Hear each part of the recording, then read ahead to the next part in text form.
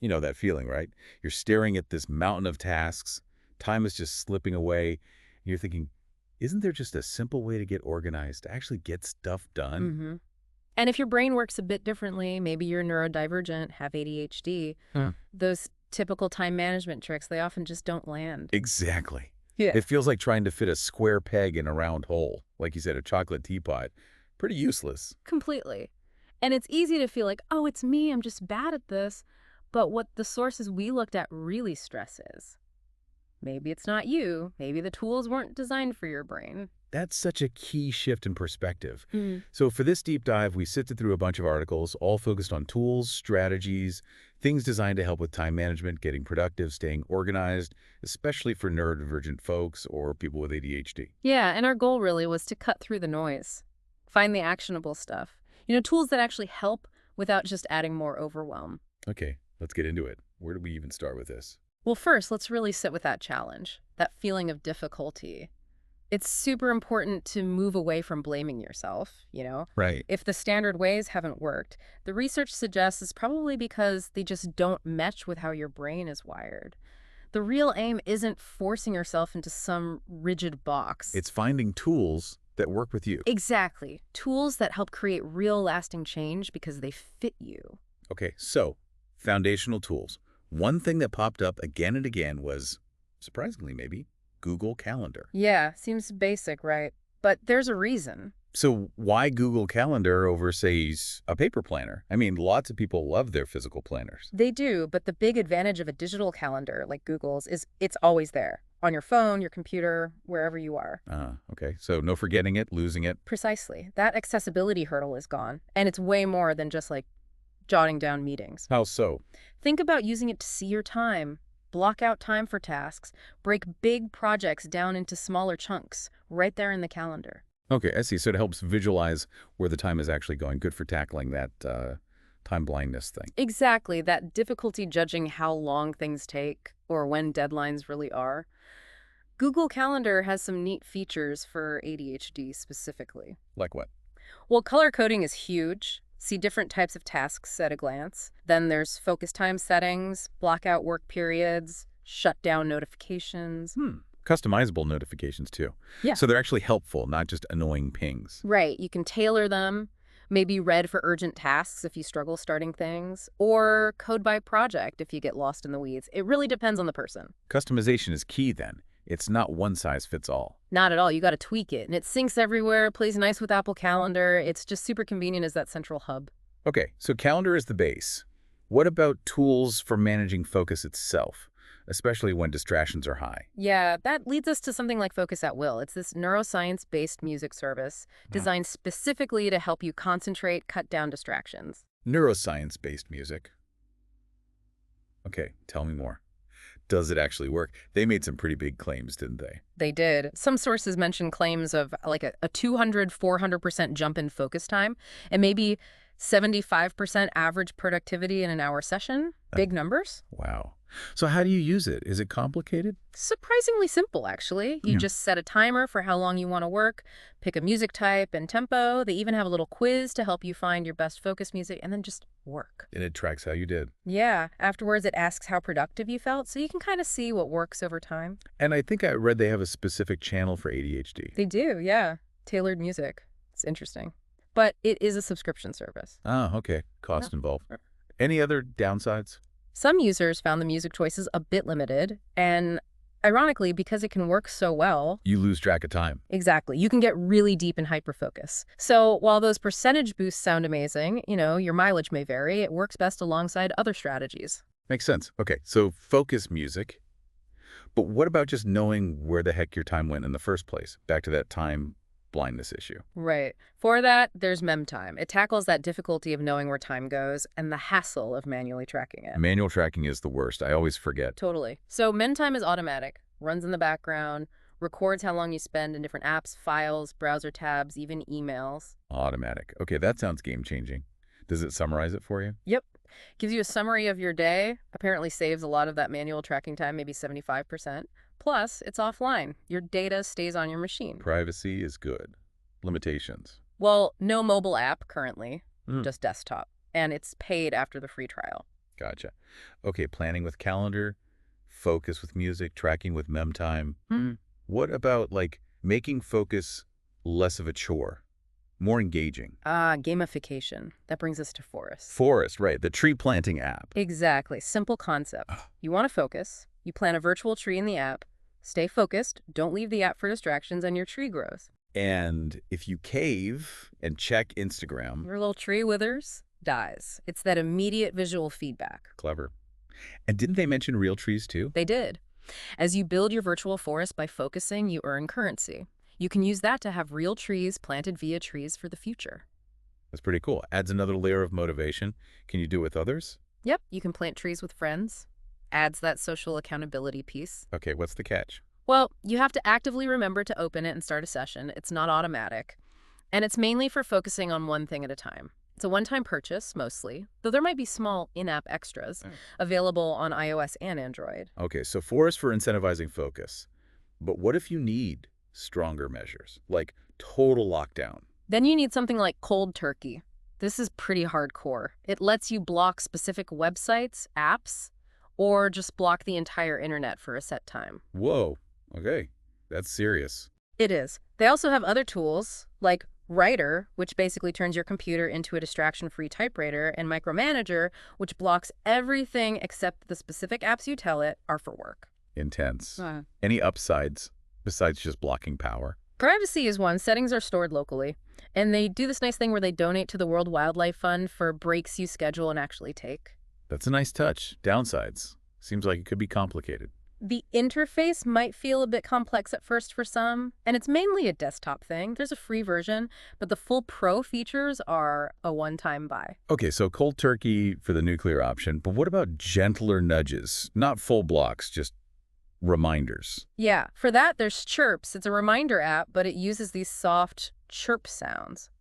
Less jarring, maybe. Chirps, I like that. So you set reminders for, Yeah. meds, meetings, taking a break. Exactly. Time-based stuff, or just any prompt you need. You can pick the sound, set intervals. Pretty flexible. What else? It has widgets, which is handy, and the interface is super minimalist good if you get visually overwhelmed. Okay, sounds good. Limitation. Big one. Apple only. iPhone, iPad, Mac. Okay. No Android. Cost. Totally free, no ads, which is pretty Yeah. rare these days. True. Okay, now, something I know I struggle with, and probably a lot of listeners too. Browser tab chaos. Oh, yeah. Yeah, The endless sea of tabs. It's digital clutter, basically. totally feels like it. So is there help for that? There is, Toby. It's a browser extension. Lets you organize all those open tabs into groups. Groups like by project or topic. Exactly. So instead of 50 random tabs, you have maybe work project A, holiday planning, reading list. Really cuts down the cognitive load. That sounds incredibly useful. Any other features? You can search within your Save tabs, sync groups across devices, even share them with a team if you're collaborating. Gives you a nice visual layout, too. Okay, what do I need to know? Browser specific. Yeah, it's an extension for Chrome and Firefox. Needs internet, obviously. Right. And there might be a small learning curve getting your system set up. Cost. Free plan is available. Then paid plans for more features, team stuff. Right. Okay. This next one sounds really intriguing. AI assistants. Goblin. Tools. Yeah, Goblin Tools is fascinating. It's basically a collection of simple AI tools, but specifically aimed at helping neurodivergent folks with tasks that feel overwhelming. Like an AI helper. What can it actually do? Some cool stuff. There's the magic Todo list, and you give it a big, scary task, and it breaks it down into smaller, manageable steps. Okay, that alone sounds amazing. What else? An estimator to help guess how long something might take. A compiler, you just dump all your messy thoughts. A brain dump, and it tries to organize them into actual tasks. There's even a chef tool that suggests recipes based on ingredients you list. Wow.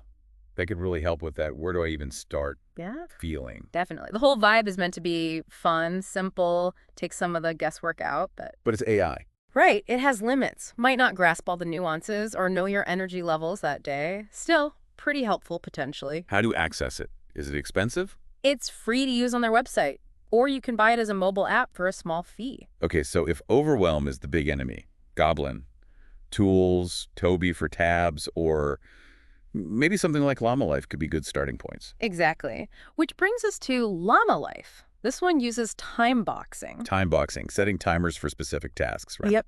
And what's cool is the founder has ADHD, so it's built with that perspective. You set timers for tasks, and it has features like nice soundscapes to listen to while you work, templates for common routines, little chime sounds when a block ends. Has very calm and focused. That's the goal. Clean, simple interface. It can integrate with some other task managers too. Any drawbacks? It's web browser only right now, no dedicated app. And it's subscription-based monthly or yearly, though there's a free trial. Gotcha. Okay, one more category. Oh. Habits. Building good ones, maybe breaking bad ones. For that, there's Time Cap. Sometimes it's listed as ADHD, organizer, planner, focus in app stores, just so you know. Okay, time cap. What makes it ADHD friendly compared to, like, any other habit tracker? Good question. It focuses on reminders that are motivating but not annoying or overwhelming, customizable, of course. The interface is designed to be visually pleasing without being distracting. Lots of ways to tailor it to your habits, whether that's work, exercise, hobbies, self-care, even tracking things you want to do less of. App only. Yep, mobile app only. It's free to download with optional in-app purchases if you want extra bells and whistles.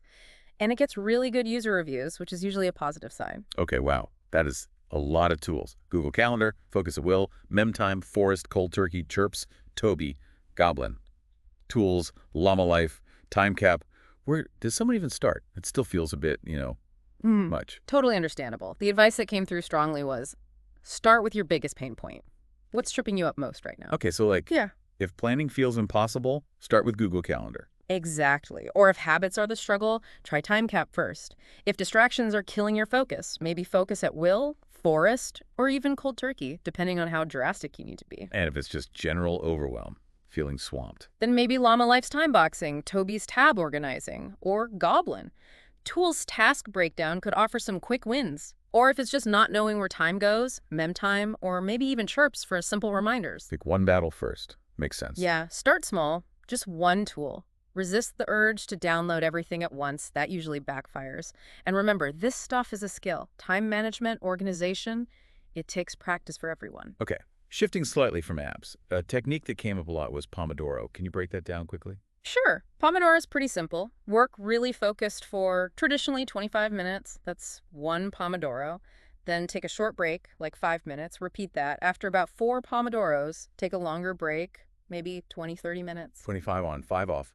Why is that supposed to be good, especially for ADHD? Well, those short focused bursts can feel less daunting than facing hours of work. The timer creates structure. It can help prevent getting stuck in hyper-focus on one thing for too long. And it builds in breaks, which are easy to forget otherwise. So it kind of works with fluctuating attention rather than fighting it? That's the idea. But, and this is important, that 25 minutes isn't magic. Maybe focus better for 20 minutes or 40. You have to experiment, find your rhythm, adjust the work break times. Makes sense. What are the pitfalls? Oh, definitely letting those 5-minute breaks stretch into 15, or ignoring the timer because you're in the flow, or letting interruptions derail the whole thing. You still need discipline around it. Right. Okay, so beyond apps and specific techniques like Pomodoro, the sources also talked about our digital environment, like digital clutter. Yes, it's a bigger deal than we might think. A messy digital desktop, tons of open tabs. It affects our time management, sure, but also our mood, our ability to focus. It's like physical clutter for your brain. Adds to the stress, drains that executive function energy. Exactly. So simple strategies can help. One easy one. Create an archive folder on your desktop right now. Okay. Then just look at your desktop icons. Anything you haven't clicked on in, say, a month, drag it into the archive folder, get it out of sight. If it feels like too much, just move a few things a day. Baby steps. What else? Choose a calming desktop background, something simple, not too busy, and maybe put on some chill music while you do it. Make it feel less like a chore. I know when I finally close like 30 tabs, I feel physically lighter. Huh. Yeah, me too. It's amazing the difference it makes. There was even that little story about Eddie feeling less stressed, more productive after a digital cleanup. Right, it sounds small, but organizing your digital space really can support those executive functions, make managing ADHD challenges feel a bit easier. Okay, let's loop back to to-do list apps specifically. We mentioned a few, but what are the key things someone with ADHD should look for if they're choosing one? Good question. You want minimal visual clutter. A clean interface is crucial. good support for time blocking or at least easy integration with your calendar like Google Calendar. Lots of customization options, colors, views, how reminders work. Reminders that aren't overwhelming, right? Exactly. Helpful, not panic-inducing. Visual organization helps color coding, tags, icons. Being able to set up recurring tasks easily is important for routines. Habit tracking built in can be a bonus. What about motivation? Yeah, some apps have gamification, progress bars, things like that. Can help keep you engaged.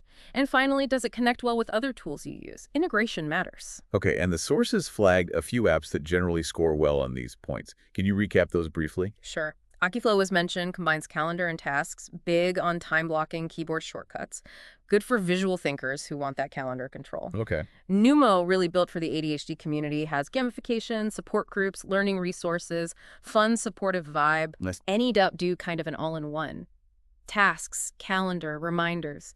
Syncs well across devices. Good for general, everyday task management. Familiar name. Sunsama focuses on daily time boxing, planning your day step by step. Helps visualize your workload for a balanced approach. Mindful planning. Fantastical, great calendar app, especially for Apple users.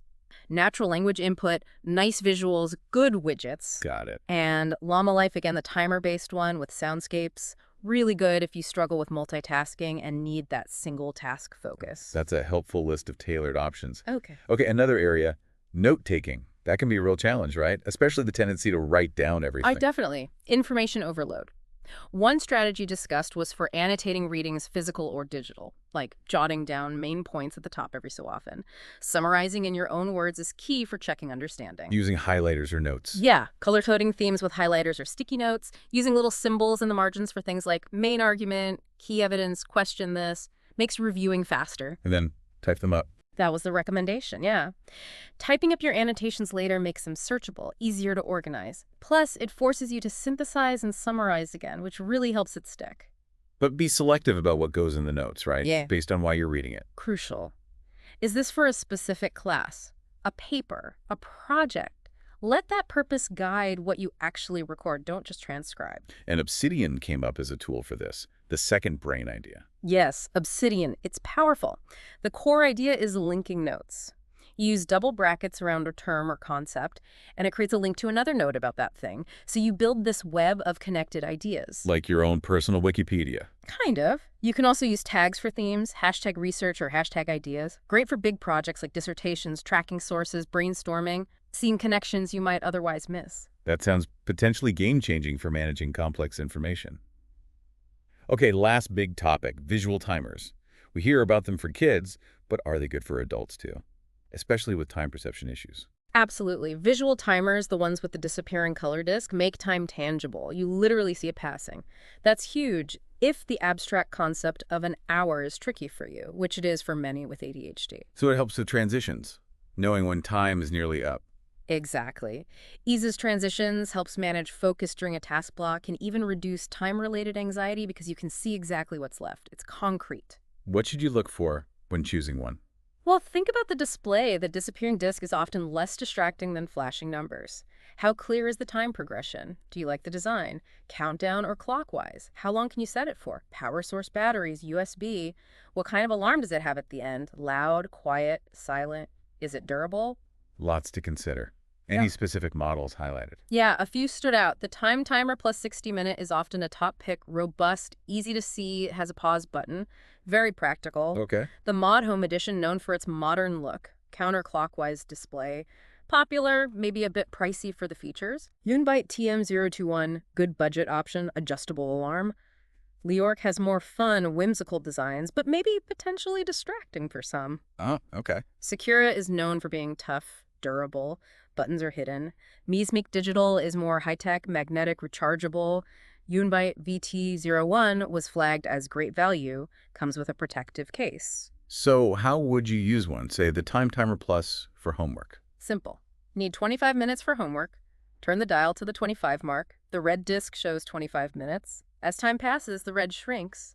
You see exactly how much time is left without constantly checking numbers. Clear visual cue. That makes so much sense. Okay, this has been a really comprehensive look at so many different tools and strategies. It really has. And I think the big takeaway truly is that there are so many options out there now, especially designed with neurodivergent needs in mind. The absolute key is finding what clicks for you, what resonates with how your brain works best. So for you listening, the encouragement is definitely to explore. Pick one or two things from today that sounded interesting, that seemed to speak to your specific challenges. Give them a try. Yeah, remember, it's a journey. Finding the right system, the right tools.